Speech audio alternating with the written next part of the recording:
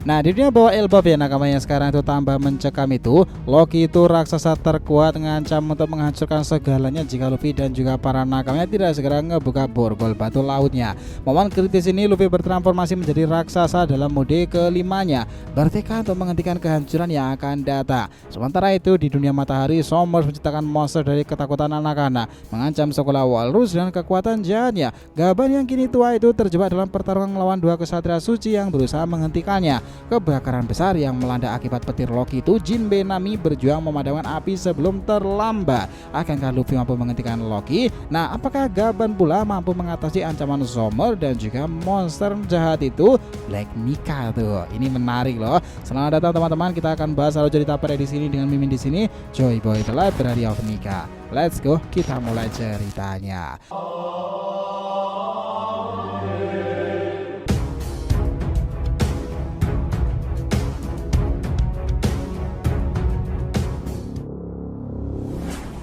Oh ya, biar terus bisa berinteraksi dengan kalian ya, subscribe dan juga bantu ramein di video ini ya. Selain Joy Boy The Library of Nika untuk konten One Piece, jangan lupa subscribe 3 channel terbaru kita yang lainnya ya sob. DRTV Media Team untuk solo leveling dan juga Boruto nih, Blue Vortex, Saga Boruto Blue Vortex untuk Boruto Fan Fiction dan juga alur cerita lainnya. Shonen Odyssey untuk anime manga shonen lain. Jadi kita tunggu kalian muncul di sana pula ya. Let's go, kita masuk ke pembahasan ceritanya sekarang. Nah, di sini kita seperti biasa akan memberikan clue-clue yang ada di video kali ini yang akan kita masukkan dalam inti cerita alur cerita tersebut. Ketika meningkat di Elbaf nih, pohon Adam dalam bahaya. Loki ngebuat Luffy bertransformasi ke mode gear kelima raksasa, sementara Zoro Sanji melepaskan Ragnir dari tangan Loki tersebut. Pertarungan para kesatria suci sudah dimulai dan Gaban bertempur dengan mereka. Somers menggunakan Nika versi jahat itu ya. Sementara itu kebakaran terjadi di dunia matahari. Bahkan angkatan laut sudah mendapatkan laporan penuh loh. Dari sanalah Akainu sebagai Fleet Admiral tertinggi ngeberikan respon ultimatum besarnya. Nah, cerita panjangnya kita mulai. Jadi begini, cerita dalam chapter ini dimulai dengan perlihatkan dunia bawah Elbaf, di mana suasana di sana itu masih mencekam, menegangkan akibat Loki sang raksasa terkuat itu meminta Luffy dan yang lainnya segera membuka borgol batu laut itu di pergelangan kaki kirinya. Jika tidak, maka dia akan memanggil petir lagi memakai palu Ragnirnya itu nih untuk menimbulkan kerusakan besar di tanah Elbaf. Karena Luffy dan yang lainnya itu masih juga belum melepaskan borgol kaki Loki itu ya, ia pun mengambil ancang-ancang kembali untuk memukul pohon Adam lagi menggunakan palu tersebut. Yang dimana di sana tuh Hajrudin masih sangat panik. Hajrudin dan para krunya itu berteriak untuk minta Loki itu berhenti, sebab kalau tidak akan ada masalah yang lebih besar lagi di wilayah atas sana. Untung saja Luffy tidak tinggal dia. Si topi jerami itu segera bertransformasi ke dalam mode gear kelimanya dan berubah menjadi raksasa dengan cepat pula. Luffy pun akan menahan tangan Loki sehingga ayunan palu darinya itu tidak sampai mengenai pohon Adam. Dengan begitu Loki gagal untuk mendatangkan petir lagi nih. Di sini Luffy menahan kedua tangannya dengan sekuat mungkin karena Loki benar-benar memiliki energi yang sangatlah besar, sangat luar biasa. Tampil menatap Loki tersebut dengan tajam nih. Luffy berkata bahwa dia tidak akan memaafkannya sama sekali jika melakukan itu. Jika Loki terus mengamuk dan melanggar janji kesepakatan mereka. Nah, Luffy akan membebaskan Loki asal Loki mau menceritakan tentang informasi keberadaan Sang kepada Luffy kan. Namun setelah Loki bebas, sekarang dia malah mengamuk dan membuat masalah besar. Nah, Loki pun bisa merasakan kekuatan besar dari Luffy dalam mode gear kelimanya ya. Nah, dia pun sedikit terintimidasi karena ngerasa cukup terkejut. Tapi setelah itu Loki hanya tersenyum jahat dan merasa tertantang tuh untuk menghadapi kekuatan Luffy itu sendiri. Tapi tiba-tiba saat Luffy masih menahan kedua tangan Loki itu, Zoro Sanji melompat dengan menggunakan teknik serangan kuat secara bersamaan ke arah palu Ragnir milik sang pangeran sendiri. Palu tersebut pun terlepas dari tangan Loki dan jatuh ke tanah. Ketika palu itu jatuh, terjadi guncangan hebat di area sekitar karena palu tersebut memang sangatlah berat ya.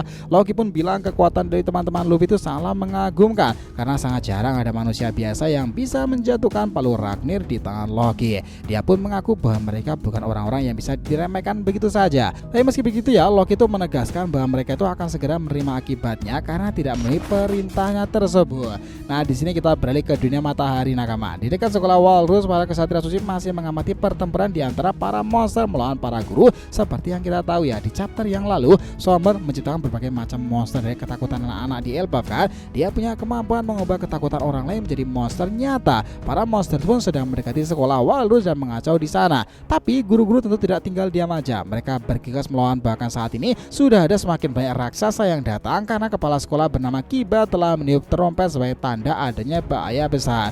Ketika Gunko, Sommer, dan Gillingham masih sibuk menonton, tiba-tiba mereka merasakan kedatangan dari seseorang yang kuat lainnya. Rupanya orang itu adalah Scooper Gaba nakama. Tapi Gunko dan Gillingham tidak tahu betul bahwa dia Scooper Gaba, sebab fisiknya sekarang sudah sangat tua berbeda dengan penampilannya dalam poster burunannya. Saat masih muda, namun Sommer bisa menyadari bahwa pria itu memanglah Scooper Gaba karena dulu dia itu pernah bertemu dengan Gaban di Pulau Guard Valley. Dia bilang walau secara fisik Gaban sudah berbeda dari saat muda dahulu, tapi aura keberadaannya masih terasa sama baiknya. Gaban tidak mengingat Sommer karena di Pulau Guard Valley itu dulu dia terlalu sibuk bertarung melawan banyak orang lainnya. Gunko pun berkata bahwa mungkin dirinya Sommer dan Gilliam bisa ditemukan, padahal mereka telah memakai teknik untuk menyembunyikan hawa keberadaan Sommer pula. Nah, di sini dia bilang karena Gaban memiliki Kenbun Shokunohaki yang sangatlah hebat. Itu yang terjadi kepada orang-orang semacam itu. Orang-orang tertentu saja yang tidak bisa dikelabui dengan teknik penyembunyian hawa keberadaan sendiri. Tetapi Gunko dan Gillingham langsung melancarkan serangan pula. Gunko menciptakan beberapa tanda panah untuk diserang ke arah Gaban, tetapi pria tua itu berhasil menghindar dengan sangatlah gesit tuh. Mereka akhirnya benar-benar bertemu dengan sang legenda seperti Riley. Nah, kita melihat di sini selain Gillingham itu mencoba menyerangnya dengan trisulanya tersebut ya. Gaban pun segera mencabut kedua kapaknya dan menaiki serangan tersebut itu. Sekarang pun giliran Gaban yang mulai menebas-nebas teknik tersebut. Dia menggunakan teknik bernama Yaso Takeru sama seperti yang dia pakai di Cassilaurus ketika melawan Luffy beberapa waktu lalu. Ya, teknik itu menciptakan gempuran tebasan dari kedua kapaknya. Para kesatria suci pun menangkis serangan tersebut. Nah, di sana Gillingham mengeluh karena tiba-tiba ada orang merepotkan yang mengganggu misi mereka. Gunko pun bilang percuma saja untuk mengeluh karena sekarang mau tidak mau misi mereka harus tetap lanjut. Gunko lalu memakai teknik dari kekuatan Aru Nomi itu untuk menciptakan banyak tanda panah yang kemudian terarak akurat kepada Gaban ya. Ketika panah-panah itu melesat, Gaban pun melancarkan teknik tebasan dari kedua kapaknya yang menciptakan efek angin besar sehingga semua panah dari Gunko langsung menjadi terlempar ke sana nih. Gillingham pun langsung menggunakan salah satu kemampuan dari kekuatan Kirin, tapi lagi-lagi Gaban bisa mengatasi itu. Gaban berkata, perlu kuakui bahwa serangan-serangan mereka cukup berbahaya. Namun selagi Gaban tidak lengah, jangan kira nih serangan-serangan macam itu bisa akan berguna di hadapan sang legenda sepertinya kan. Ingat loh, dia itu adalah tangan kirinya Raja Bajak Laut Goldie Roger. Pertarungan berlangsung sengit. Sommer masih menonton dan belum ikut campur terlibat. Dia pun menggunakan kekuatannya untuk membangkitkan Nika versi jahat makin menjadi kuat lagi dalam pembebasan sebelumnya. Nika versi jahat itu sudah dengan sangat jauh ya dilakukan oleh Nico Robin dengan teknik tangan iblisnya tersebut. Namun kini Nika versi jahat itu bangkit kembali lagi, malah menjadi bertambah kuat. Karena semakin banyak anak-anak yang takut dengan sosok itu, Sommer pun bilang kepada Gunko dan Gillingham untuk mundur saja terlebih dahulu. Nah, serangan itu akan menjadi sebuah momentum besar berikutnya. Nah, kita di sini kita melihat bahwa Gaban Sommer melakukan itu karena saat ini Gunko dan Gillingham memang sedang tidak ada dalam keadaan prima, sebab mereka masih menggunakan kekuatan buah iblis mereka untuk membuat tidur anak-anak raksasa. Mengarahkan mereka ke pantai, rupanya teknik itu memang menguras tenaga setiap detiknya, sehingga kemampuan bertarung Gunko dan Gillingham saat ini menjadi tidak maksimal. Gunko Gillingham pun mulai mundur di saat bersamaan Nika versi jahat yang dikendalikan oleh Sommer mulai menyerang Gaban itu. Nah, Nika itu dibangkitkan di tempat tersebut. Sommer bilang kalau ketakutan anak-anak saat ini semakin banyak, maka Nika versi jahat itu makin kuat lagi berkali-kali lipat dari wujud sebelumnya. Saat Nika versi jahat mulai menyerang Gaban, dia merasakan bahwa makhluk itu lebih kuat dari Gunko dan Gillingham. Serangan itu pun membuat Gaban terpental jauh dari makhluk tersebut. Dia mengejar Gaban yang terpental di sana dan sepertinya membangkitkan sesuatu.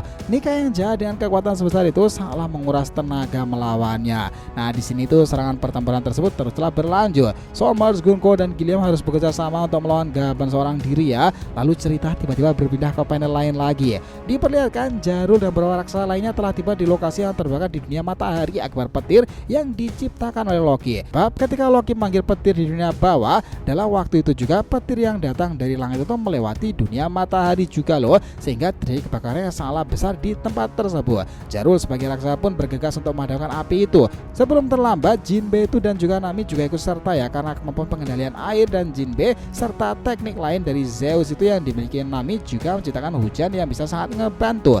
Mereka pun berusaha memadamkan api itu dengan sangat cepat. Teknik ternyata ini Jinbe terbukti memang sangat berguna di sana. Begitu juga dengan Nami Zeus yang sudah sukses menciptakan hujan besar. Beberapa saat kemudian api pun mulai padam ya. Para raksasa lalu memuji Nami dan Jinbe karena kalau mereka tidak ada di sana pasti akan lebih merepotkan lagi. Jinbe pun bilang petir yang menyambar sampai menciptakan kebakaran itu sangatlah hebat besar pula. Dia bertanya apakah petir semacam itu memang wajar ada di Elbaf. Jarul berkata, tentu saja, tapi tidak ada orang yang bisa memanggil petir itu kecuali adalah Pangeran Loki. Raksasa itu langsung merinding karena itu artinya Loki sudah terbebas sekarang ini.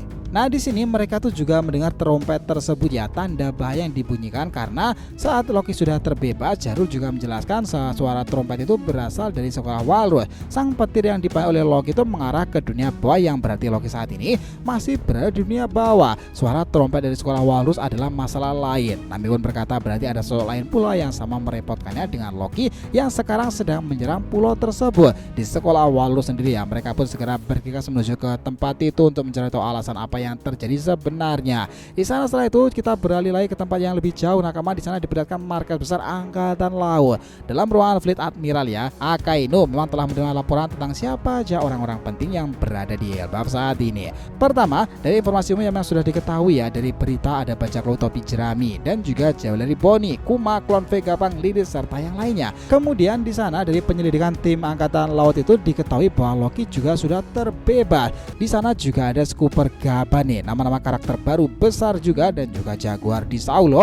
Tentu Akainu salah terkejut. Sekarang ini Akainu tampak kesal pula dan ngebaca nama-nama yang sudah ada tersebut dan akhirnya muncul kembali. Dia adalah seorang pengkhianat angkatan laut baginya nih, dan membuatnya salah marah karena dulu Kuzan tidak menghabisi Saul, bahkan sekarang Kuzan juga sama-sama ikut menjadi pengkhianat angkatan laut. Dia jelas cukup terkejut saat tahu bahwa di sana ternyata ada Scooper Gaba. Sepertinya melihat daftar orang-orang penting di Elbaf bukan tanpa alasan, melainkan karena Akainu segera mengirim pasukan besar ke negeri para raksasa itu ya. Itu akan membuat segalanya menjadi menarik. Kita kembali ke negeri Elbaf lagi. Kita melihat bagaimana kelanjutan dari kondisi Gaban di area sekolah Walrus. Gunko dan Gillingham masih ingin bertarung melawan Gaban itu. Namun Somers bilang mereka berdua masih harus menyimpan tenaga karena teknik mengendalikan anak-anak Elbaf itu yang sedang tertidur akan berjalan kepada terus menguras tenaga mereka. Jadi biar monster ciptaannya saja yang menghabisi Gaban. Namun untuk memastikan keadaan aman, Somers pun mulai maju secara langsung untuk melawan Gaban ketika Gaban masih kerepotan melawan Nika versi jahat hitam itu. Nah, dia bisa merasakan Somers yang mulai maju mendekatinya. Gaban berkata dia bisa merasakan bahwa Somers berbeda dari dua kesatria lainnya. Ya, keluarga Jupiter tuh kayaknya sama-sama mengesankan sih. Dia lebih kuat dibandingkan Gunko Gillingham. Somers pun mulai mengeluarkan tangannya itu untuk menciptakan monster dari ketakutan tersebut. Gaban dan dua monster yang menyerang Gaban di sana, tapi rupanya kemampuan Somers itu tidak berfungsi. Somers lalu tertawa karena dia langsung tahu alasannya kenapa tidak muncul monster dari ketakutan Gaban itu, karena tidak ada sosok apapun yang ditakuti oleh Gaban. Itu sama seperti Zoro pada nantinya kan. Somers kemudian bilang bahwa tangan kiri sang raja bajak laut memanglah luar biasa. Jadi kalau mau disimpulkan ya Nakama, bahwa pertarungan epik di Elbaf nanti di mana Luffy dan juga para nakama itu berjuang lawan ancaman itu, Loki yang mengerikan dengan paluna Ragnir untungnya sudah terlepas karena Zoro dan Sanji. Namun Luffy yang bertransformasi menjadi raksasa dalam mode gear kelimanya itu akan menjadi penantang terberat bagi Loki karena dia juga sudah mengakuinya. Sementara itu Somers dan juga Gillingham Gunko menghadapi sosok legendaris seperti Scooper Gaba. Namun itu belum tentu menjamin Gaban menang loh, karena yang dilawannya adalah 3 kesatria suci yang kemungkinan memiliki kekuatan abadi seperti hanya para Gorose. Nah, pertempuran itu akan membawa kepada perang besar Ragnarok Nakama. Nah, kalian sendiri gimana? Sepakat nggak tentang semua alur cerita ini? Jadi itulah tadi ya pembahasan kita mengenai apa yang akan terjadi pada kisah-kisah One Piece ke depannya itu sendiri. Terima kasih banyak telah menonton cerita ini sampai akhir. Jika kalian punya pendapat, langsung aja komentar di bawah ini dan kita akan usahakan respon, oke? Sampai jumpa di video selanjutnya Nakama, dan Joy Boy Sang Nika telah kembali ke peradaban One Piece.